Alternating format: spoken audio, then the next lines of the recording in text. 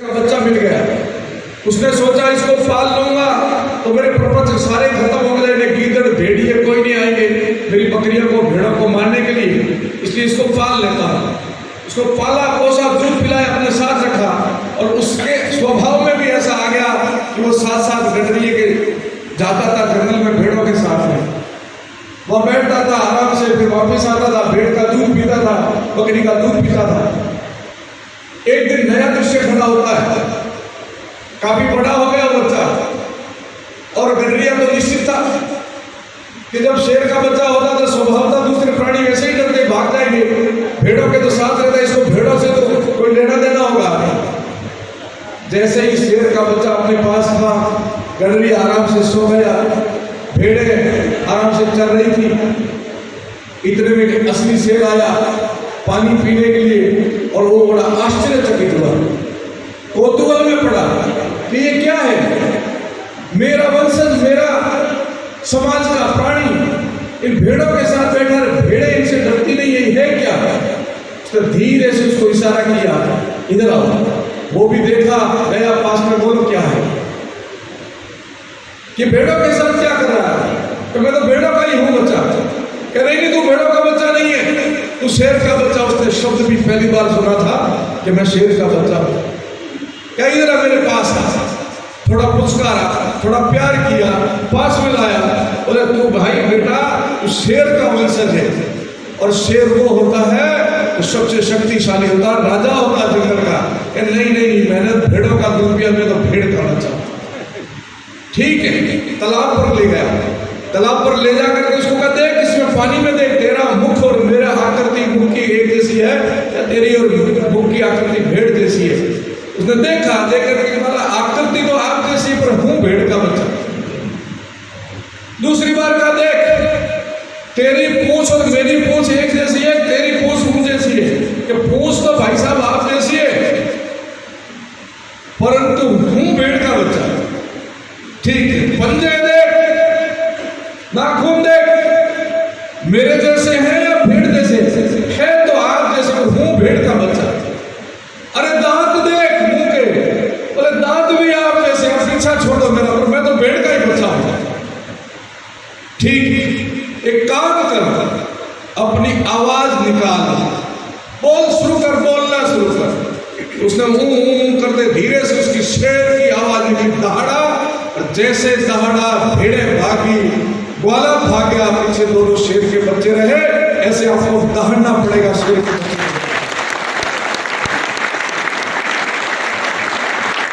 इन भेड़ों का संग करके हम भी भूल गए कब कौन है। हम शेर के बच्चे हैं तो शेर का बच्चे का स्वरूप प्राप्त करना पड़ेगा, और यही बोध कराने के लिए भाई साहब इतनी देर से बोल रहे थे कि तुम कौन हो, अपने स्वरूप को पहचानो, अपने कर्तव्य का बोध करो, और कर्तव्य का बोध करने के बाद में कर्तव्य का पालन करना शुरू कर दो, सारी समस्या का समाधान हो जाएगा। धर्मो रक्षति रक्षितः, धर्मो हन्ति हन्तः। सत्य बात है, धर्म, अर्थ, काम और मोक्ष, ये भी चार स्तंभ है जीवन के। आदिकाल की यदि गणना करें, आपसे मेरे से कोई प्रश्न करें, विश्व पटल पर यदि कोई प्रश्न किया जाए, किसी से भी प्रश्न किया जाए, बताइए हम सबसे पहले मानव जो जिसको कहा है वो मनुष्य सबसे पहले किस रूप में संसार में आया? मूल प्रश्न पूछते हैं। चलिए 1 पीढ़ी 2 पीढ़ी 10 पीढ़ी नहीं, सबसे पहले इस सृष्टि में मनुष्य आया तो उसकी आकृति क्या थी? एक प्रश्न। दूसरा प्रश्न, ये आया कहां था सबसे पहले? तीसरा प्रश्न, ये किनके यहां आया था? पूछो ईसाइयों से, पूछो मुसलमानों से, अन्य से पूछो, और आपसे भी पूछेंगे हम लोग। आप तो सब सुधीर बैठे, इसलिए आपके सामने ये प्रश्न है ही नहीं मेरा। मैंने कहा है कि इस सभागार में बैठे हुए वो लोग हैं जो सब कुछ जानते, कुछ करने की तमन्ना लेकर के यहाँ आए हैं, केवल सुनने के लिए नहीं आए, यहां तो संकल्प लेने के लिए आए हैं। इदम राष्ट्राय इदं न मम, मैं राष्ट्र के लिए निर्मित हुआ, मेरे लिए नहीं हुआ, इसलिए आप लोग यहाँ आए, इसलिए ये पट्टा डाला आपने, इसलिए डाला है कि मैं आज से समर्पित करता हूं राष्ट्र के लिए। और ये प्रश्न पूछा जाए विश्व मानस पटल पर तो हमें सुनने को मिलता है, हमें सुनने को ही नहीं मिलता है। इस लॉर्ड मैकाले की शिक्षा पद्धति के माध्यम से हमारे अपने बच्चों को भी पढ़ाया गया और पढ़ाया जाता होगा आज तक। हो सकता अब तो परिवर्तन हो ही चुका है, हो जाएगा, वो चैप्टर निकल जाएगा संभवतः। आशा और विश्वास है कि हमें पढ़ाया ये जाता है कि हम वन मानुष से मनुष्य बने। हम पहले वन मानुष थे, जंगली थे, और यहाँ शिक्षक बंधु भी बैठे होंगे, विद्यार्थीगण है ही। मैंने भी शायद वो संभव पढ़ा था, कुछ काल तक जब विद्यालय अध्ययन में था तब पढ़ा था, उसके बाद में तो गुरुकुल का अध्ययन था। पर ये पढ़ाया गया है कि हम वन मानुष से धीरे धीरे सभ्य मनुष्य बने, और आकृतियां भी हमारी कहीं कहीं दिखाई जाती है, ऐसे लूला लंगड़ा टेढ़ा मेढ़ा लंबे मुंह वाला बाल वाला ऐसे मनुष्य, फिर ये सभ्य बन गया। हम बंदरों की औलाद थी, हम वन मानुष थे, और धीरे धीरे सभ्य मनुष्य बने। मेरा यह प्रश्न था कि हम सबसे पहले इस पृथ्वी पर, इस ब्रह्मांड में, प्रभु की रची हुई सृष्टि में मनुष्य सबसे पहले किस रूप में आया, यह प्रश्न था। ये उत्तर मिला हमें, हम वन मानुष के रूप में आए, वन मानुष के रूप में आए। परिवर्तन हुआ, क्यों? प्रकृति परिवर्तनशील है, इसलिए परिवर्तन हुआ। एक प्रश्न इसके साथ दूसरा खड़ा होता कि केवल इस मनुष्य में परिवर्तन आया है? आप बताइए, भैंस पहले कैसी आई थी संसार में? जब संसार में सबसे पहले भैंस का अवतरण हुआ तब कैसी थी? अब ऐसे उसका रूप बताना पहले। ऊंट पहले कैसा आया था, अब कैसा 10 पांच टांगों वाला था क्या? छोटी गर्दन का था या लंबी गर्दन का इतना छोटा हो गया? उसमें कोई परिवर्तन नहीं बता रहे हो, केवल मनुष्य में परिवर्तन बता रहे हो। आप बंदरों की औलाद हो सकते हो, हम बंदरों की औलाद नहीं है, हम तो ऋषियों की औलाद, हम तो आदि मानव है। हमने ज्ञान विज्ञान संस्कार सब कुछ भारत ने दिया है, और यही भारतीय है। हिंदू संस्कृति ने दिया, हिंदुओं ने दिया, और ये हिंदू हिंदुस्तान में उत्पन्न हुआ, पैदा हुआ। इसलिए गर्व से कहो हम हिंदू है, गर्व से कहो हम हिंदू है, और ये भी कहो गर्व से हम हिंदुस्तानी हैं, क्योंकि यही हमारा जन्म हुआ। सबसे पहला आदि मानव पृथ्वी पर आया तो वो भारत में ही आया था, और ऋषि के रूप में आया था। इसलिए हमें तो बहुत गर्व है। हम आजकल के संतति नहीं है, जब से सृष्टि की रचना की भगवान ने तब से हम यहाँ आए हुए हैं, और पूरे विश्व को ज्ञान दिया था। पूरे विश्व के गुरु थे, सोने की चिड़िया थी, महाशक्ति थी, हम कौन थे? और अब हम क्या हो गए? चक्रवर्ती राज करने वाले, सिकुड़ते सिकुड़ते सिकुड़ते एक देश तक आ गए। वो भी भाई साहब ने कह दिया, इस देश को भी क्या बना रखा है? धर्मनिरपेक्ष, धर्मनिरपेक्ष एक बना करके रख दिया है। धर्मनिरपेक्ष शब्द का अर्थ भी क्या कर दिया है? तो हम तो वो हैं, हमें इस बात का गर्व है, परंतु ये कभी वास्तव में है अपने पुरखों को नहीं कोसूंगा। और उस समय तो व्यक्ति हुए एक मध्यकाल के अंदर, या ऐसे संक्रमण दौर में जब संकट के बादल छाए थे, और उस समय हम इस जातियों में भी बट गए थे, अपने किन्हीं किन्हीं स्वार्थों में भी बट गए थे, जिसका मैंने एक दृष्टांत साक्षात प्रमाण आपको दिया। जाट राजपूत बिश्नोई सबके हाथ खड़े करवाए, कहीं 2-10 हाथ खड़े हुए, और जैसे मैंने कहा हम कौन हिंदू है तो सबने हाथ खड़ा किया। ये एक दृश्य उस समय देश के विभिन्न जगह बना। मैं तो जाट हूँ, मैं राजपूत हूँ, मैं मोती हूँ, मैं मेघवाल हूँ, मैं ब्राह्मण हूँ। तो ये दृश्य बना, तब जो दुश्मन थे हमारे देश के, आता कई थे विदेशी थे, उन्होंने मौके का फायदा उठा करके एक एक को तोड़ा। और ये ईश्वर जी भाई साहब का एक उदाहरण भी मैंने पहले कभी सुना, शायद आपको याद होगा कि एक किसान को 4 लोगों को पीटना था। उस किसान ने योजना बनाई कि उन चारों ने उस किसान के खेत में से तरबूज तोड़ लिए थे, पति ने। किसान अकेला था। किसान ने सोचा कि मैं अकेला इनको पीटना चाहूँ तो ये नहीं पीटेंगे,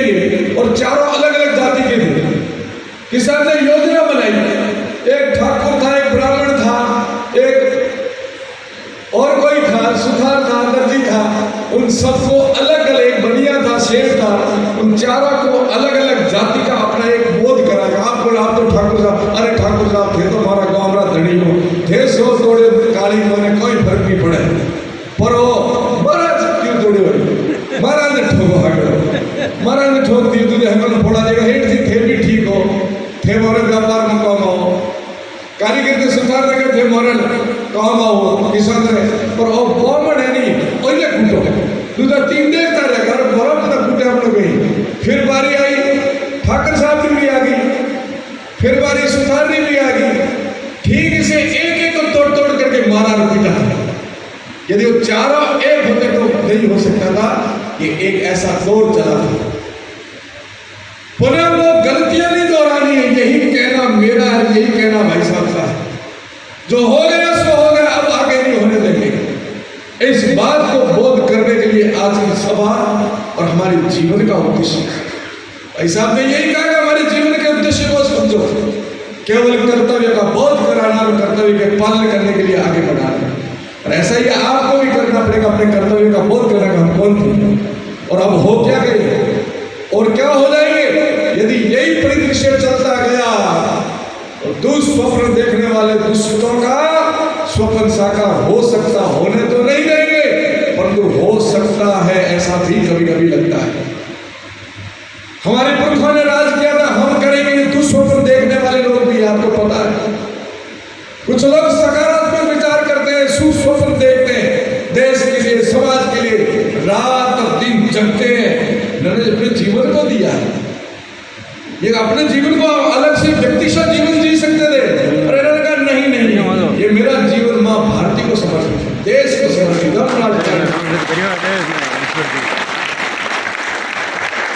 ये सब मेरा परिवार है। उस कभी मेरा परिवार मेरे सामने बैठा है, मैं इनके लिए सोचूं, मेरे देश के नागरिकों को सोचूं, मेरे अपनों के लिए सोचूंगा, मेरे समाज के लोगों के लिए। ऐसे भाव के साथ में दिन दिन रातों रातों लोग जगने वाले भी हैं, परंतु कुछ दुष्ट आत्माएं और कुछ दुष्ट स्वप्न देखने वाले रातों रातों इसलिए भी जग रहे। आपको सबको पता है कि हमारे दुष्स्वप्न साकार कैसे करें। हम दुष्स्वप्न देखने वाले नहीं है, हम सुस्वप्न देखने वाले हैं, मां भारती का सम्मान बढ़ाने वाले लोगों में से है। इसलिए अब संकल्प तो करना ही पड़ेगा, सपने भी देखने पड़ेंगे, परंतु संगठित होकर के वही शक्ति प्राप्त करके, कर्तव्य का बोध करके, अपने स्वरूप का बोध करके पुनः जगना है, पुनः जगना है। और जब आप स्वयं अपनी हुंकार भरकर जगोगे तो हमें विश्वास है जगाने वाले आ चुके हैं। जगना आपका कर्तव्य धर्म है, जगाना जगाने वालों का कर्तव्य धर्म है। आप और हम सब लोग फिर मिलकर के इस राष्ट्र की जो सपने देख रहे निश्चय ही सफल हो गए। कुछ विसंगतियां उनको दूर हम स्वयं को करना पड़ेगा। मैं मेरे जीवन की छोटी छोटी घटना भी आपको बताऊंगा, मैं बताता रहता हूँ अक्षरशः। मेरे तारापुरा मठ के सामने एकदम आप आए हुए हैं, कुछ एमएलए साहब तो आए हुए हैं और भी कई भक्त आए हुए होंगे। मठ के आगे विद्यालय, सरकारी विद्यालय, विद्यालय के अंदर बहुत सुंदर फर्नीचर आया एक संस्था द्वारा। फिर कंप्यूटर आए 32, एक सम्मेलन रखा, उद्घाटन सम्मेलन। मुझे सादर आमंत्रित किया गया, मैं भी गया, और लोग जिन्होंने किया था वो लोग भी आए, जिन्होंने दिया वो लोग आए, बैठे ऐसे बीच में। परिचारकों की दृष्टि से मेरा स्वभाव है पूछना है, शिष्टाचार भी। मैंने पूछा, मेरे पास बैठे हुए मैंने, भाई साहब आप कहाँ से, क्या नाम है आपका? मैंने नाम बताया, रिकॉर्डिंग भी हो रही है, मुझे ध्यान है। मैंने बताया कि मेरा नाम अभिषेक है, क्योंकि मैं एक जिज्ञासु था, मैं खोजना भी चाहता था है कौन। वैसे थोड़ी सी मुझे शंका थी उन पर, तो मेरा नाम अभिषेक है। का नाम आपका बहुत सुंदर रखा आपके माता पिता ने, आप कौन से वर्ण से हो? खोजना चाहता था कि क्या बोलता है, मतलब हुई वर्ण, लेकिन ब्राह्मण, क्षत्रिय, वैश्य, सेवादार नहीं, मैं तो कन्वर्ट ईसाई हूं। नाम तो वही रखा है, परंतु धर्म परिवर्तन कर दिया। ठीक, आपके पास एक और बैठा था, वो बहुत गोरा चिट्टा था, विदेशी था। ये कौन है? ये विदेश से आए महाराज, 14,000 किलोमीटर चल करके आए हैं और ये हमारे संस्था को 2 महीने वर्ष में देने का नया संकल्प ले रखा है। 14,000 किलोमीटर दूर चल के आया है। ये व्यक्ति बहुत धनवान है, जिसको अपना अरबपति कहते हैं, और इनके जीवन में क्लाइमेट का जो ऐसी से नीचे कभी पैर ही नहीं लगते। कार्यालय इनका, मकान, गाड़ी सब एसी की है, पर तो फिर भी ये आज बाड़मेर की पश्चिम घर, आप जानते बाड़मेर की गर्मी कितनी है, आपके यहाँ की गर्मी 50 के आसपास पहुंच जाती है। 50 डिग्री गर्मी के अंदर वो व्यक्ति बैठा है। मैंने तीसरा प्रश्न किया, आपकी संस्था का क्या नाम है? उन्होंने कहा हमारी संस्था का नाम वर्ल्ड विजन है। आप भी कुछ लोग परिचित होंगे संस्था से। वर्ल्ड को विजन लेके चलते हो आप, इतना काम करते हो, क्या करते हो? हम तो ऐसे जो इंटीरियर क्षेत्र है जहाँ सुविधाएं नहीं दे पाई सरकार या और कोई, तो वहां जाकर के हम सब ये देते, सारी सुविधाएं देते। तो कहा था पैसा आपके पास, तो पैसा बहुत होगा जो पूरे विश्व को लेकर के चलते हो। हाँ, हमारे पास पैसा है। मुझे सुनने को मिला, उसने कहा कि 1 मिनट में हमारे 13 लाख रुपए आते हैं। अब इस बात को थोड़ा अंकित करना, 1 मिनट में 13 लाख रुपए आते हैं उसकी संस्था के पास। क्यों नहीं काम कर सकते? 13 लाख रुपए आते तो काम कर दे। चौथा प्रश्न किया मैंने, बहुत बढ़िया, आपकी संस्था में बहुत पैसा आता है, आपका भाव उद्देश्य सेवा का है। मेरे कुछ भक्त पढ़े लिखे युवा है जो रोजगार करना चाहते हैं और सेवा भावी बहुत तन से करके विश्वास के साथ उनकी गारंटी ले सकता हूँ कि आप बताओ कि सुचारू द्वारा काम करेंगे, उनको आप अपनी यहाँ नियुक्ति दे दें और तुरंत माथा हिलाकर नहीं, हम तो केवल ईसाई को लेते हैं और किसी को लेते नहीं। अब नोट करने लायक, इंगित करने लायक कुछ विषय इसमें ये आया कि 14,000 किलोमीटर चल करके वो आ सकता है, वो पूरे वर्ल्ड को विजन लेके चल सकता है, वो केवल 1 मिनट में 13 लाख रुपए इकट्ठे कर सकता है। मैं मेरे मठ से निकल करके घर तक नहीं जा सकता। सेठ मेरे गांव का दुकान छोड़ करके स्कूल तक नहीं आया, मेरे गांव का सरपंच या नेता स्कूल में नहीं आया, व्यापारी नहीं आया, किसान नहीं आया, पढ़ा लिखा नहीं आया, और वो वहां से चल के आया तो ये दृश्य बनेगा ही बनेगा। इसलिए आपको हमको भी ये काम करना है। कौन करेंगे? हम करेंगे। उस कटुआ अनुभव है कि हम तो अपने ठाट में जीना चाहते हैं। जैसा भाई साहब ने कहा, वहां हुआ गली तक आ